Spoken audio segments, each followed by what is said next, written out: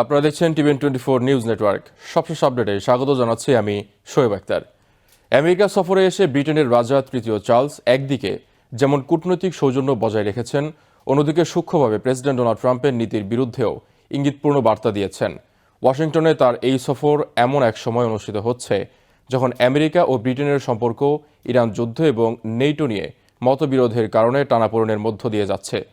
4 দিনের এই রাষ্ট্রীয় সফরের প্রথম পূর্ণ দিনে হোয়াইট হাউস ও কংগ্রেসে একাধিক আনুষ্ঠানিক অনুষ্ঠানে অংশ নেন রাজা চার্লস।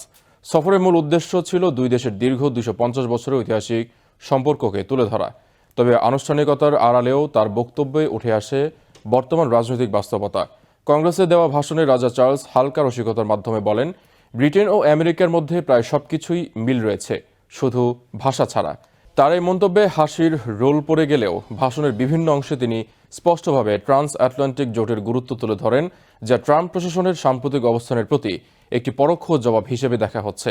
রাজা চার্লস তার বক্তব্যে পরিবেশ রক্ষার বিষয়টিও গুরুত্বের সঙ্গে তুলে ধরেন। তিনি বলেন, প্রকৃতি রক্ষা করা দুই দেশের যৌথ দায়িত্ব।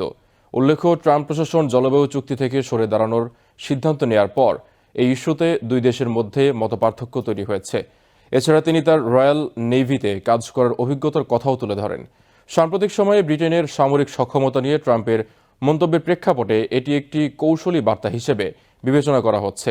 তিনি উল্লেখ করেন, ব্রিটেন স্নায়ুযুদ্ধের পর সবচেয়ে বড় প্রতিরক্ষা ব্যয় বৃদ্ধির পরিকল্পনা নিয়েছে। রাজা চার্লস তার ভাষণে ইতিহাসের প্রসঙ্গ টেনে বলেন, আমেরিকার কংগ্রেস প্রতিষ্ঠিত হয়েছিল প্রতিনিধিত্ব ছাড়া কর নয়, নীতির ভিত্তিতে, যা একদিকে যেমন দুই দেশের মধ্যে মতবিরোধের কারণ ছিল, তেমনি একই সঙ্গে একটি অভিন্ন গণতান্ত্রিক মূল্যবোধও বহন করে। তিনি বলেন, এই সম্পর্কের ভিত্তি তৈরি হয়েছে দ্বন্দ্ব থেকেই। ইরান যুদ্ধের প্রসঙ্গেও তিনি সরাসরি কিছু না বললেও ইঙ্গিতপূর্ণ মন্তব্য করেন। 2001 সালের 11 সেপ্টেম্বরের হামলার পর দুই দেশ যেভাবে একসঙ্গে কাজ করেছে, সেই ঐক্যের কথা স্মরণ করিয়ে দিয়ে তিনি বর্তমান পরিস্থিতিতেও একই ধরনের সহযোগিতার প্রয়োজনীয়তার উপর জোর দেন। এদিকে প্রেসিডেন্ট ট্রাম্প রাজা চার্লসকে স্বাগত জানিয়ে অ্যাংলো আমেরিকান সম্পর্কের প্রশংসা করেন। তিনি বলেন, ব্রিটেনের কাছ থেকেই আমেরিকা নৈতিক সাহস শিখেছে।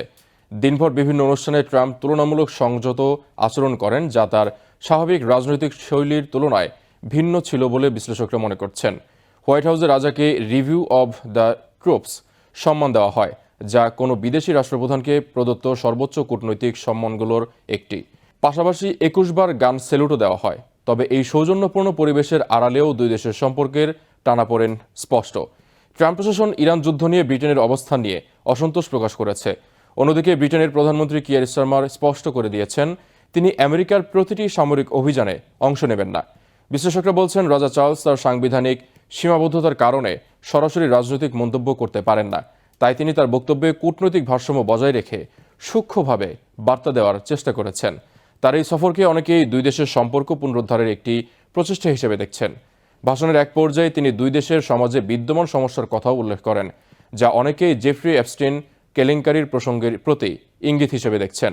যদিও তিনি সরাসরি কোনো নাম উল্লেখ করেননি, তবুও বক্তব্যটি রাজনৈতিকভাবে তাৎপর্যপূর্ণ ছিল। রাজা চার্লসের এই সফর ছিল এক ধরনের কূটনৈতিক ভারসাম্যের উদাহরণ, যেখানে একদিকে ঐতিহাসিক সম্পর্ককে গুরুত্ব দেওয়া হয়েছে, অন্যদিকে বর্তমান রাজনৈতিক মতবিরোধ সূক্ষ্মভাবে তুলে ধরা হয়েছে। তবে এই সফর দীর্ঘমেয়াদে দুই দেশের সম্পর্ক কতটা উন্নত করতে পারবে তা নিয়ে সংশয় রয়েছে। এই ধরনের সফর সাময়িকভাবে সম্পর্কের উষ্ণতা বাড়ালেও বাস্তব রাজনৈতিক সিদ্ধান্তই শেষ পর্যন্ত সম্পর্কের ভবিষ্যৎ নির্ধারণ করবে। এখন দেখার বিষয়, রাজা চার্লসের এই সফর কি সত্যিই আমেরিকা ব্রিটেন সম্পর্কের নতুন পথ তৈরি করতে পারে, নাকি এটি কেবল কূটনৈতিক সৌজন্যের মধ্যেই সীমাবদ্ধ থাকবে। নিউ ইয়র্ক থেকে সম্প্রচারিত TVN24 টেলিভিশন বিশ্বজুড়ে বাঙালির কণ্ঠস্বর।